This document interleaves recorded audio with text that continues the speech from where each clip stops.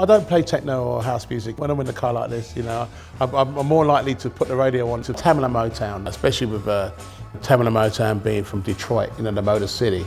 It's only fitting that a lot of those tracks that you hear suit me and suit what I'm driving in a sense of its heritage. I love driving classic cars. You don't have to do anything, you know, you're not proving anything to anyone.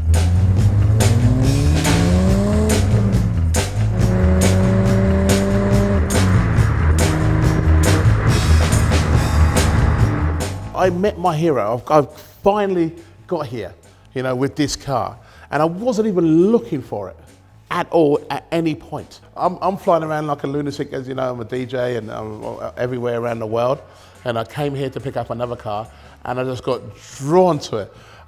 If I never had that glance and thinking, is it or isn't it, I might have just walked away, and because it was never on my radar. And then when I did get to glance at it and to see, you know, what it was all about, at the end of the day, and you know, with its heritage and everything, and the story of this car, I just couldn't take my eyes off it.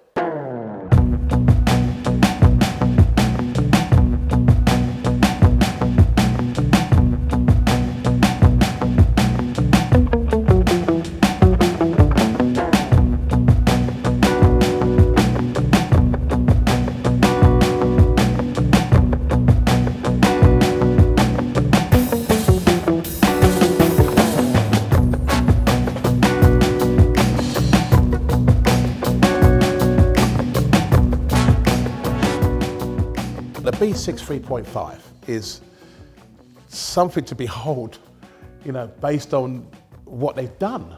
I think, oh, why would you put such a colossal engine in when there was already a really good engine going in the first place? Why would you go that much further? Because they can, and they did, and they've done it really, really well.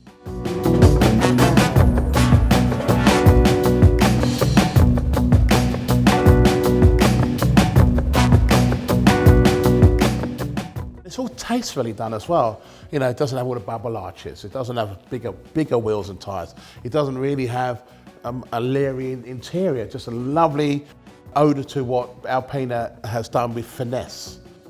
That's the thing about the car. And it's throughout.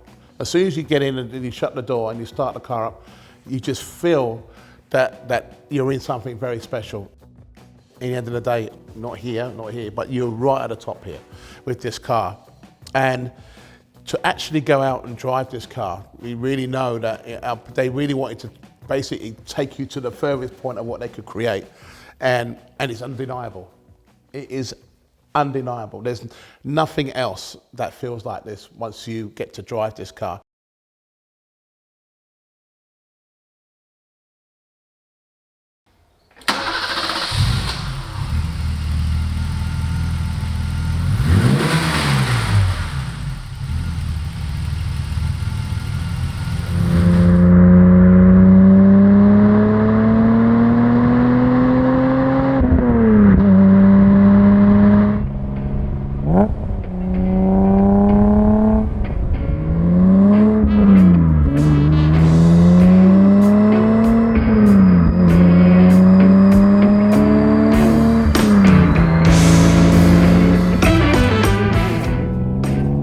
This is not normal. This is really something special. This car has to be one of the greatest ever achievements.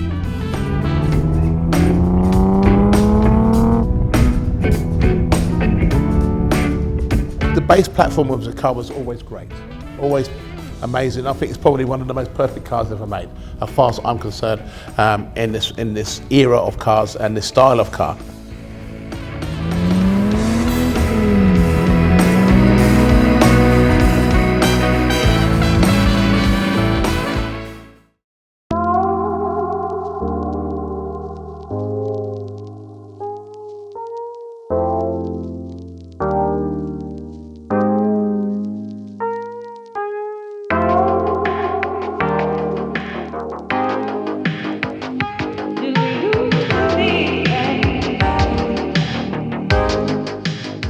In its native Germany, Alpina was always known as something special, a car for connoisseurs, as a counterpart to M, more subtle and more refined.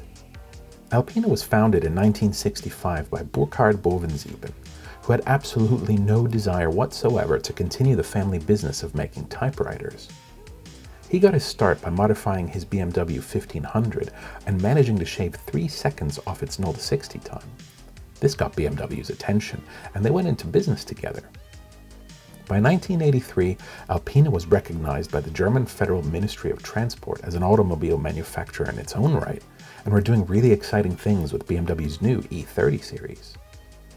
The Alpina B6 2.8 used a highly modified engine from the 528i. This was all music to Peter's ears, who was the first owner of this very car and spec'd it from new from the factory. He was originally from German-occupied Alsace and moved to the UK after World War II. Soon after he took delivery of his B6 2.8, however, Alpina announced a revised model, the 3.5, which produced 261 bhp and 346 Nm of torque. For comparison, the M3 from 1986 made just 200 bhp and 230 Nm of torque. Now you can imagine how annoyed Peter was, having just spent over 67,000 Deutschmarks on his 2.8 with no word of warning from the factory about the upcoming model. He voiced his disapproval to Alpina directly, and after a bit of back and forth, which is completely detailed in the history file, they agreed to do a discounted deal to convert his car into a fully fledged 3.5. It still wasn't cheap though, costing him 20% of the value of his new car, a staggering 12,956 Deutschmark. Peter and his wife drove to Buchloe in Bavaria and arrived on a Friday night in April in 1986. They were met by Bovensiepen himself, who handed over the keys to his personal Alpina 7 Series to use for the weekend. The B6 went straight into the workshop, and there, laid out on the floor, was the full, brand new 3.5 kit. B10 engine, Bosch Motronic, loom, differential, exhaust, badges, digital display, and the all-important dashboard plaque, which showed the same build number as Peter's original 2.8.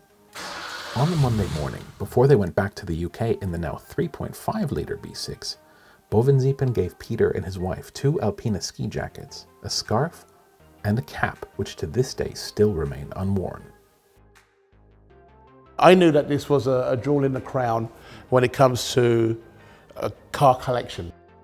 I could have gone online and bought another one, but it would be nowhere near the heritage that this has from its original owner, from how it started. And to have all the paperwork of how it started and then how it got redeveloped into what we see here today. At the end of the day, there's no other car that would have that type of story, because normally these days you'd have 4 owners or 5 owners. It really is like finding gold, this car, and I believe that I found gold. My stars are aligned by me having this car and being a part of now its next history, point of history in its life. It feels like it's been handed to me with grace. It's like, okay, I know you look after it.